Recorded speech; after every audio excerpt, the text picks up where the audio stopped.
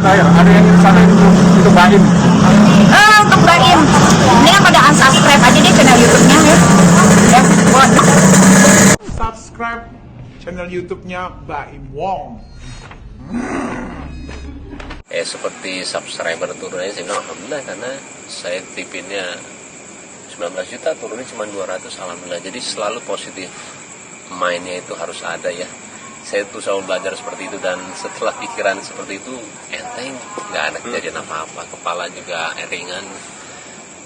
Ya, belajar sih, karena ya menyenangkannya sudah berkali-kali ya seperti ini, dan terkadang juga masalahnya juga nggak tahu dari mana, ada aja dari yang dulu, yang sekarang, apapun itulah, mau postingan, mau apapun itu yang saya pun nggak tahu masalahnya gimana sih gitu. Kadang-kadang saya nggak tahu, tapi akhirnya lama-lama juga tahu cara menyikapinya, masalahnya. Tapi kalau pas surut kan kita introspeksi ya, benar nggak sih, nggak benar, kalau salah apa, dan kalau pas salah ya saya kesana. Ya.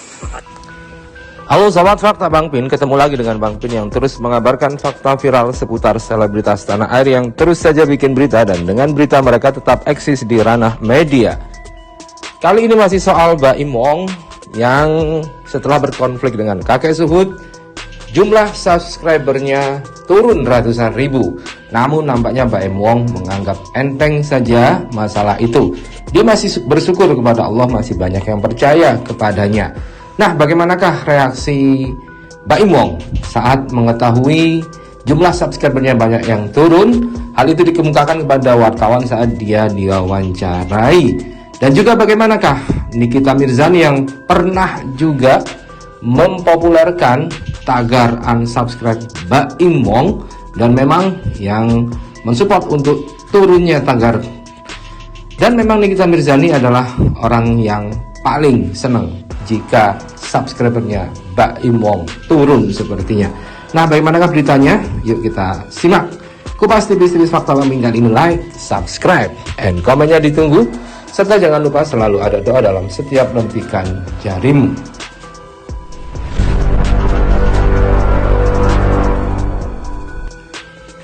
Baim Wong memang banjir hujatan setelah videonya menghardik kakek Suhud viral.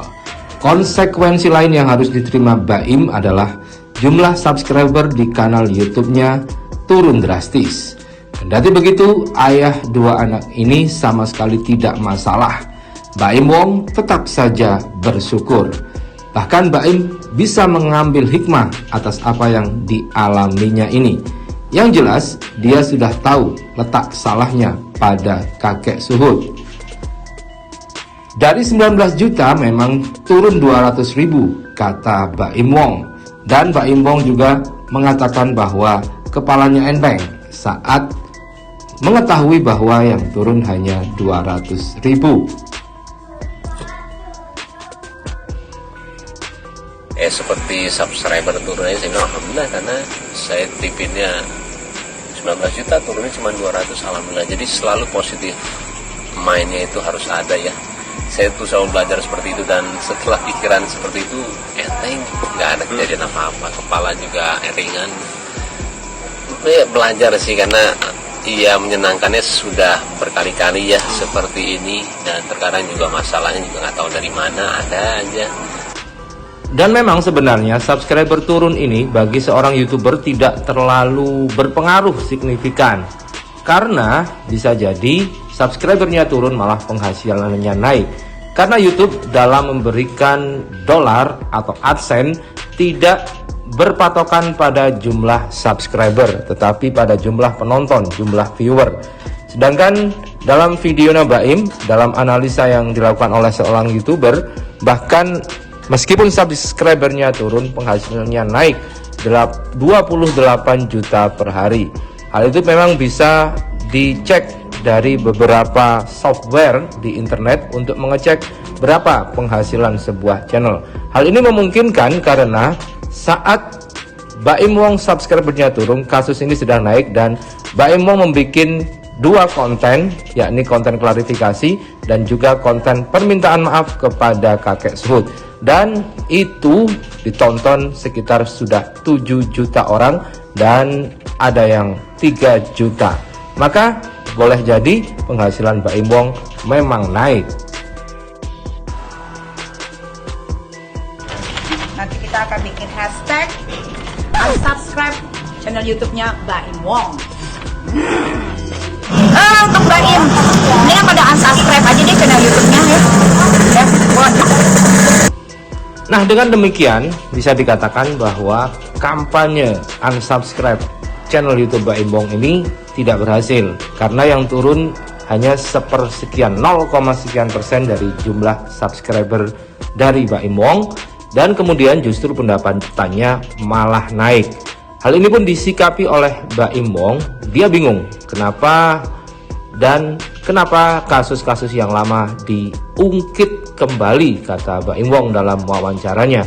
Namun Baim Wong hanya mengambil hikmah saja dari semua peristiwa ini saat dia akhirnya mengetahui apa sebenarnya sumber masalah yang ada, sehingga dia pun bisa tenang dan kepalanya jadi enteng.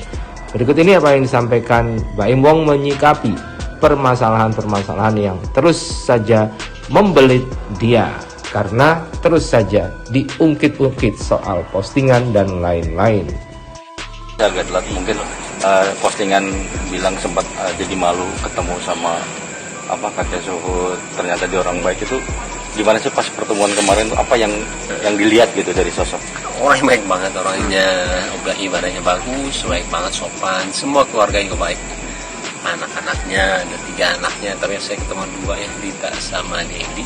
Saya jadi ingat Rodi yang kedua, yang pertama, yang kedua. Jadi orang yang ketemu yang so tahu. Nah, saya kan kayak gitu ya, marah juga ada. Jadi ya wajar sebenarnya kalau misalkan marah atau gimana, apapun yang saya keluar ya apa adanya sih. Jadi kalau saya balik lagi, yang saya kesana ketika malu ya ketika dia baik mas keluarga. Berarti dalam arti emosi ya dari peristiwa ini, hikmah yang diambil dari peristiwa ini buat Baim? Banyak harus menghargai orang lebih, nggak boleh selalu bilang alhamdulillah juga apapun kejadiannya, mau itu menurut orang nggak bagus, saya bilang ya alhamdulillah. Seperti subscriber turunnya, saya bilang alhamdulillah karena saya tipinnya 19 juta turunnya cuma 200, alhamdulillah. Jadi selalu positif mainnya itu harus ada ya. Saya tuh selalu belajar seperti itu, dan setelah pikiran seperti itu enteng, nggak ada kejadian apa-apa, kepala juga ringan. Itu ya belajar sih, karena iya menyenangkannya sudah berkali-kali ya seperti ini, dan terkadang juga masalahnya juga nggak tahu dari mana, ada aja dari yang dulu, yang sekarang, apapun itulah, mau postingan, mau apapun itu yang saya pun nggak tahu masalahnya gimana sih gitu. Kadang-kadang saya nggak tahu, tapi akhirnya lama-lama juga tahu cara menyikapinya masalahnya. Tapi kalau pas Suhud kan kita introspeksi ya, benar nggak sih gue benar, kalau salah apa, dan kalau pas salah ya saya kesana.